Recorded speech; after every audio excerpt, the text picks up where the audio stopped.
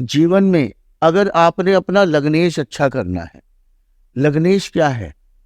हमारा शरीर। लग्नेश अगर आपने अच्छा करना है कुंडली का, अगर आपके कुंडली के पहले घर में 1 नंबर है तो आपका मेष लगन है। मेष लगन में आप क्या करना है, आपने हनुमान जी की भक्ति कीजिए, हनुमान चालीसा पढ़िए। आपका लग्नेश, कहते हैं लग्नेश अच्छा हो जाए तो जीवन में इंसान कितनी ऊंचाई पे जाएगा, कितनी पर्सनैलिटी होगी, कितना सुंदर होगा, कितना अच्छा व्यक्तित्व होगा, बंगला गाड़ी नौकर चाकर कैसे होंगे, उसकी पावर परिवार कैसे होगा, वो पूरी पत्रिका की पावर उसमें होती है लग्नेश में। मेष लगन है, हनुमान जी का चलिया पढ़िए। फिर 2 नंबर अगर आ जाए तो वो वृषभ लगन है, वो शुक्र है, माँ लक्ष्मी जी की आराधना कीजिए। माँ लक्ष्मी को मखाने की माला बनाइए शुक्रवार के शुक्रवार। और अगर 3 नंबर पहले घर में लिखा है तो वो मिथुन लगन है। मिथुन लगन में आप क्या करेंगे, मिथुन लगन में माँ दुर्गा जी के 32 नाम ले लीजिए, जय श्री राधे। छोटी छोटी कन्याओं को पेंसिल शार्पनर दे दीजिए, जय श्री राधे। अगर 4 नंबर लिखा हुआ है, 4 नंबर, तो आपका कर्क लगन है। कर्क लगन में माता के रोज पैर छुइए, देखिए घर का उपाय है ना, लग्नेश बढ़िया। 5 नंबर है तो सिंह लगन है, पिता के पैर छू लीजिए। सिंह लगन की बल्ले बल्ले। सिंह लगन वाले नहीं झुकते, बड़े गुस्से वाले होते हैं, मैं बड़ा मैं बड़ा मैं बड़ा। तो पैर छू लें पिता के, सूर्य को जल चढ़ा दे, बल्ले बल्ले फ्री के उपाय। अगर 6 नंबर है तो कन्या लगन है, तब फिर बुध आ गया। बुध आ गया तो क्या करेंगे, माँ दुर्गा और छोटी छोटी लड़कियों को पेंसिल शार्पनर कॉपी, है ना। और अगर 7 नंबर आ गया तो आ गया क्या, तुला लगन। फिर शुक्र आ गया, अब शुक्र में फिर माँ लक्ष्मी को पकड़ लो एक बारी का। और नहीं तो अपने वाइफ को, नहीं तो अपने हस्बैंड को खुश करो। वो तो देखिए शादी के बाद की बातें हो जाती है ना साक्षी जी, शुरू में बेचारा क्या करे, गाय को पकड़ ले। वृषभ लगन वाले और जो तुला लगन वाले हैं, 2 नंबर और 7 नंबर वाले गाय की सेवा कर दे। गाय को गाजर, गाजर, जिमीकंद, आलू और शलगम, खीरा, ये 4 चीजें शलगम, खिलाना शुरू कीजिए। ये खिलाना शुरू कर दे। 8 नंबर फिर वृश्चिक लगन, फिर गुस्सा जिद हो। फिर वो क्या करे भाई, वो क्या करे, वो फिर हनुमान जी का चलिया पढ़ना शुरू कर दे, जय श्री राधे खाना जी, है ना। घर के नहीं है उपाय ये। अगर 9 नंबर आता है तो वो धनु लगन हो जाता है। धनु लगन में क्या करें बताइए, क्या करें? आप बृहस्पति को अच्छा कीजिए, माथे पे केसर या हल्दी का तिलक लगाइए या कानों के पीछे लगा दीजिए, चुपके चुपके करना हो तो। वाह भाई वाह। फिर उसके बाद 10 नंबर किसका आ जाता है, शनिदेव का, मकर। मकर में शनिदेव को क्या करें भाई, खड़ाऊ। घर के उपाय है, खड़ाऊ पहन लीजिए, कौओं की सेवा कर लीजिए। कौओं को वो गाठिया जो होता है, गाठिया नहीं होता पतला पतला सेविया सी, हाँ, शनि मंदिर में जाके मत्था टेक दे मकर लगन वाले। अब शनि किसी का उच्च होगा, कहीं किसी का नीच होगा, तो आप गाठियों का खिलाएंगे तो उससे बहुत फर्क पड़ जाएगा। कौओं को पनीर खिला दे, वो लोग कौओं को पनीर खिलाएं, बहुत फर्क पड़ता है मकर लगन वालों को। और फिर आता 11 नंबर, 11 नंबर कुंभ लगन, फिर वही शनिदेव, वही उपाय कर लें जो बताए हैं। फिर आता है मीन लगन।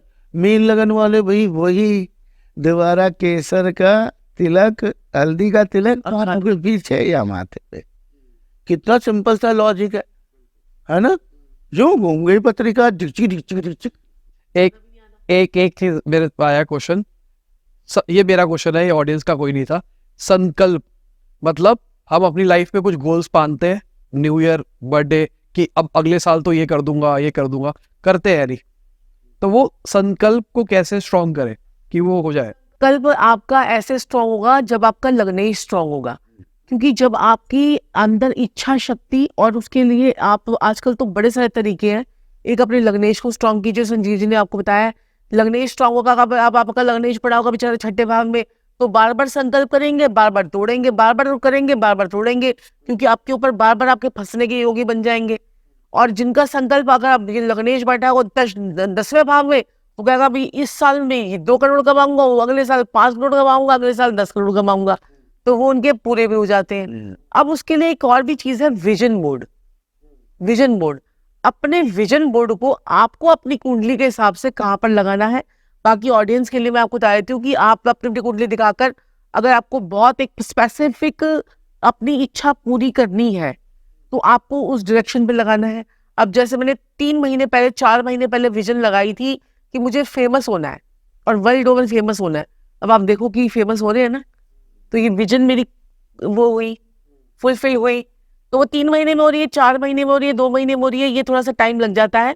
और कईयों की वो आपकी अपनी इंट्यूशन, अपने किस प्रकार से वो विजन बोर्ड तैयार किया है। और वैसे आपको अपने घर के वेस्ट में लगा लेना चाहिए। नॉर्मल अगर मेरे से पूछे कि अब इतनी सारी जनता है, कहीं दिखा पाएंगे कुंडली, कहीं नहीं दिखा पाएंगे, तो अपने घर के वेस्ट में एक विजन बोर्ड बनाइए और उस पर अपनी इच्छाएं लिखिए। और विजन बोर्ड भी 9 तरीके की कलर से बनता है। आप एक वाइट कलर की एक प्लेन पेपर लीजिए और उसके ऊपर अपने आपको क्या चाहिए, आपको लैम्बोर्गिनी चाहिए, आपको पोर्शे चाहिए, आपको क्या चाहिए, बेंटले चाहिए, जो भी चाहिए। तो हमारे कभी पीछे क्लाइंट है फॉरेन की, उसे 4 गाड़ियां खरीदी और 4 महीने में उसके पास क्या कहते कितने $1 मिलियन का उसने काम किया। वो रियल एस्टेट की कुछ एजेंट थी वो, उसके पास उसने लाइन से मकान बेचे और उसी के पास ही लोग आए। और उसको मैंने बताया था कि इतने डिग्री पे अपना विजन बोर्ड उसकी कुंडली के हिसाब से था।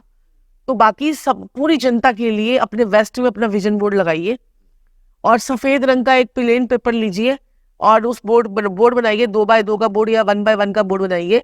उसमें अपने सारे जो आपकी विजन है, एक अच्छी जॉब, एक अच्छा घर, एक अच्छी नौकरी हो गई, एक अच्छा जो है पति, जो भी आपकी विजन है, जो भी आपका बीवी, एक अच्छा जो है पैसा, जितना आप कमाना चाहते हैं तो वो कीजिए और इससे बहुत फर्क पड़ेगा। और जो बातें बोल के तोड़ देते हैं उनका कॉन्फिडेंस, उनमें एकाग्रपन नहीं होता।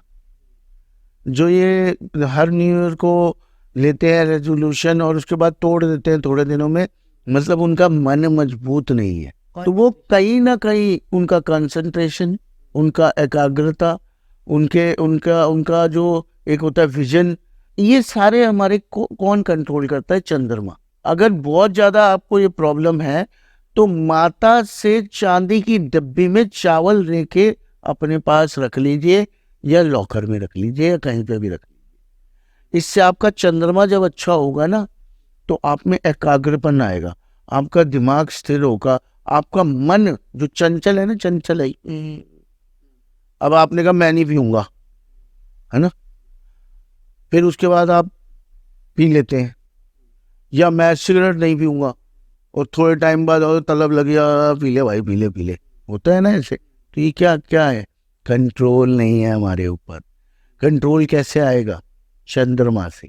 क्या होता है? चंद्रमा हमारे दिमाग को खट खट खट खट खट खट खट खट खट ऐसे नचाता है, क्योंकि बड़ा फास्ट, अब तो प्लेनेट नहीं, बेचारे को सैटेलाइट बोल दिया गया है।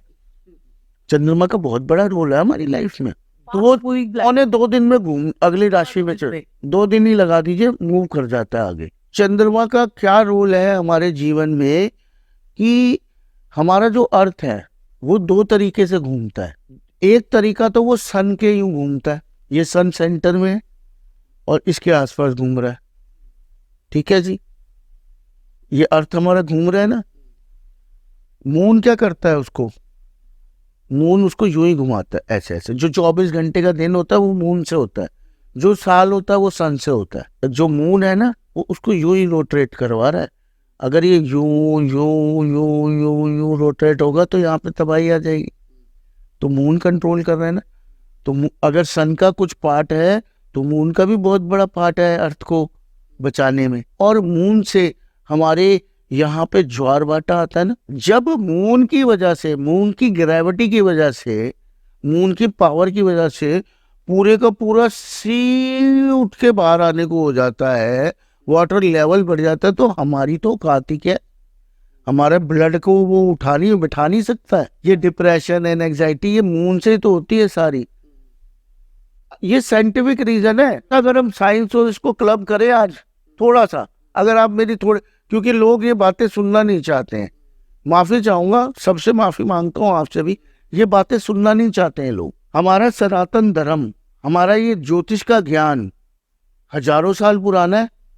नासा आज तक, अब जाके नासा को पता चला है हमारे कितने प्लैनेट्स हैं, किस रंग के हैं। सबसे पहले सन है, सन को हमने ऑरेंज का, ठीक है, वो हमें दिखता है पक्का। उसके बाद शुक्र दिखा हमें, मरकरी दिखा हमें कभी कभार दिखता है। नंगी आंखों से, नहीं, नंगी आंखों से तो नहीं दिखता ना, मून दिखता है ना। तो हमारे हमारे जो पूर्वज थे उन्होंने कैसे बता दिया कि मून से पहले शुक्र भी है, वीनस भी है और मरकरी भी है। और मरकरी जो बुध है वो ग्रीन कलर का है, वो पारा है। जो साइंस ने इतने सालों बाद बताया, अब जाके कुछ 50 साल 100 साल है ना, हम 5000 साल पहले बता दिया। चलो चांद दिख रहा है, ये दिख रहा है, हमने बता दिया सन के बाद मरकरी है, फिर वीनस है, फिर अर्थ है, हम थर्ड प्लेनेट है। ये हमें कैसे पता चल गया 5000 साल पहले? चलिए यहां तक भी मैं मान गया, आपने कहा दिख गया, चलिए हमें दिख गया, वैसे दिखा नहीं। अच्छा, फिर हमें कैसे पता चल गया मार्स जो है वो ऑरेंज है, लाल है? मंगल ग्रह क्या है, हमें कैसे, वहां तो दिखता भी नहीं है और पहुंचा सिर्फ रोबोट पहुंचा है, इंसान तो पहुंचा ही नहीं। अब बताइए आप। और हमारे हमारे जो विशेषज्ञ थे, हमारे जो साइंटिस्ट थे, हमारे सनातन धर्म के जो ऋषि मुनि थे, उन्होंने मंगल नहीं बता दिया, फोर्थ प्लैनेट नहीं बता दिया मंगल। फिर जुपिटर नहीं बता दिया पीले रंग का है, जुपिटर नहीं बता दिया गैसेस है, ऑक्सीजन है, इतनी दूर। और सैटर्न को कैसे हम भूल सकते हैं जो काला है कि नहीं है? ये साइंस है ना, सैटर्न काला है, सबको पता है। अब पता है ना, पहले किसको पता था? और बृहस्पति पीला है, किसको पता था पहले? नहीं पता था ना, हमारे ऋषि मुनियों ने बताया ना। और ओजोन लेयर, राहु केतु, मान गए?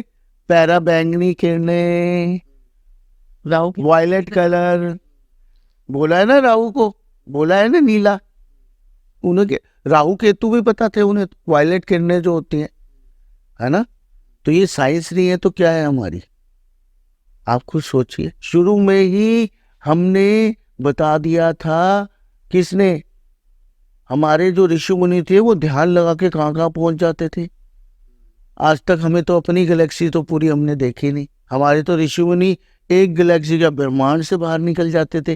कैसे बताऊं? ध्यान लगा के। ध्यान लगा के। और उन्हें उन्हें कैसे पता था कि ब्लैक होल भी है? जीरो का ज्ञान किसने दिया? हिंदुस्तान ने, ऋषि मुनियों ने दिया ना। हमारे गुरुकुल में पढ़ाते थे ना मैथ्स, जीरो वहीं से आया ना।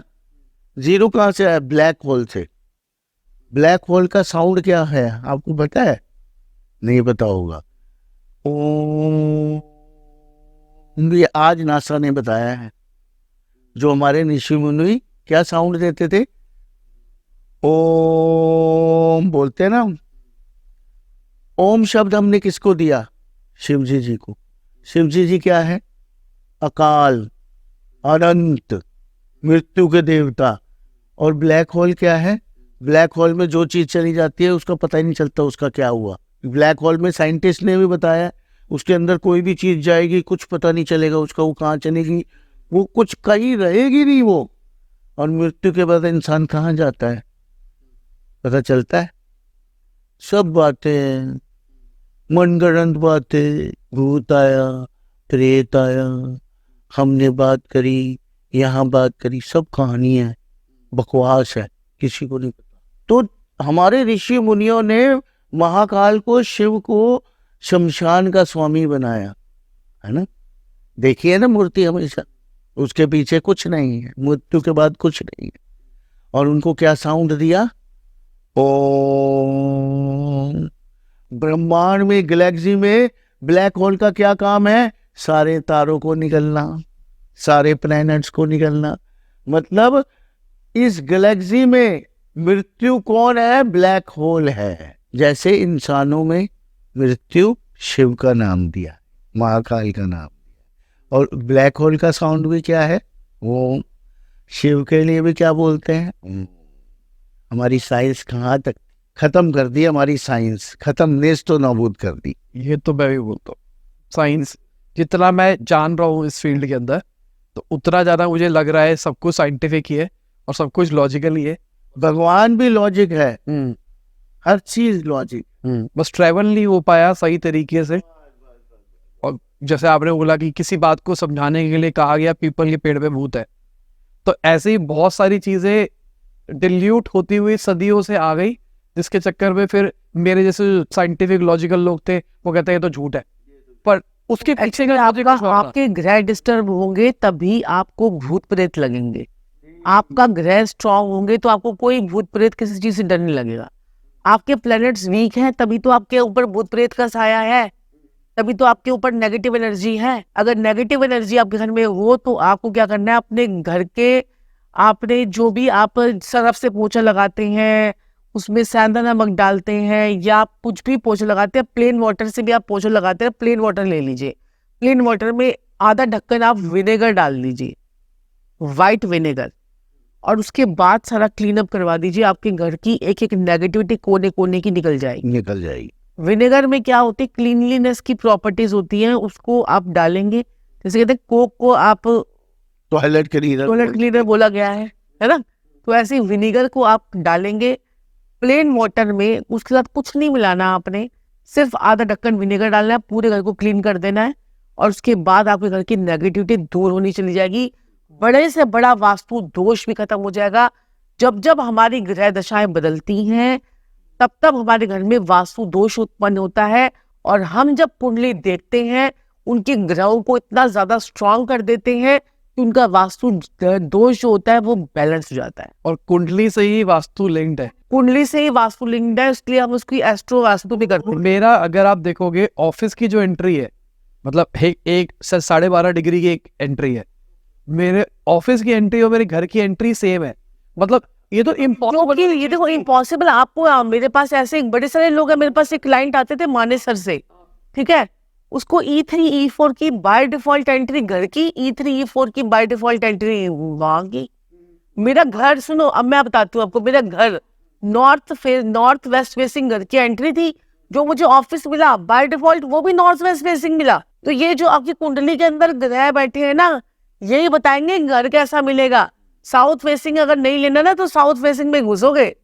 और मैं तो जानता ही नहीं था इन बातों को, तो मैंने तो आपको उसी में मिलेगा। हाँ, ऑफिस ले लिया, कोई एंट्री नहीं देखी, एक्चुअली देखिए। हाँ, अब ये जाना तो मैप करके खुद जब चेक किया, मैं हिल गया। मेरी वाइफ को भी बोल रहा, मगर यार उसको ये बात समझ में नहीं आ रही, क्योंकि मैं साइंस प्लस इस दोनों को जोड़ रहा हूँ। मैं क्या 12.5 डिग्री दोनों जगह पे मैच होना है, मतलब मेरे घर इम्पॉसिबल वाली चीज है। तो हमारे जो 45 देवता होते हैं ना, उसमें से 8 देवता हमें पैसे देने के लिए बैठे होते हैं, और कौन से देवता को किस प्रकार आपको कौन सा भोग लगाकर एक्टिवेट करना है, हम ये इस वास्तु पे काम करते हैं।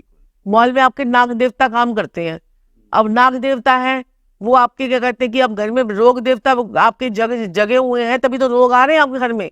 उस रोग देवता को भोग लगवा के उसको साइड करो, वो देवता शांत। अब एक बंदा कहता है मैं तो रोडपति हूँ और करोड़पति बनना चाहता हूँ, 37 नंबर का कंपाउंड विदाउट अंदर के कॉम्बिनेशन देखे हुए अगर आप ले लेते हो, उसमें 30, वैसे तो कॉम्बिनेशन देखकर लगेंगे तो अच्छा रहेगा, 37 नंबर का कंपाउंड या 40 नंबर 1 नंबर का कंपाउंड, मैं कहती हूँ गरीब से गरीब रोडपति भी करोड़पति बन सकता है। इस कॉम्बिनेशन को लेके जो मैंने आपको, जो हम अपने क्लाइंट्स को फीडबैक देते हैं उसके अंदर एक मैंने आपको बता दिया, 37 या 41 का कंपाउंड, यानी सारे नंबर्स को टोटल कर लो, 41 नंबर ले लो। बस थोड़ा सा न्यूमरोलॉजिस्ट में यहाँ पे आया थी कि आपका वो कंपाउंड जो है वो आपके उससे मैच कर रहे हैं या नहीं कर रहे हैं, थोड़ा सा यहाँ पर न्यूमरोलॉजी हल्की सी आपको देखनी पड़ेगी।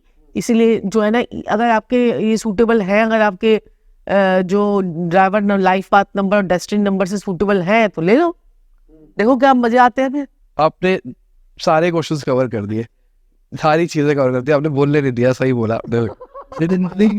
मेरे देवता मेरे आटा मैंने शुरू में बोला था, आपको परेशान नहीं पूछी।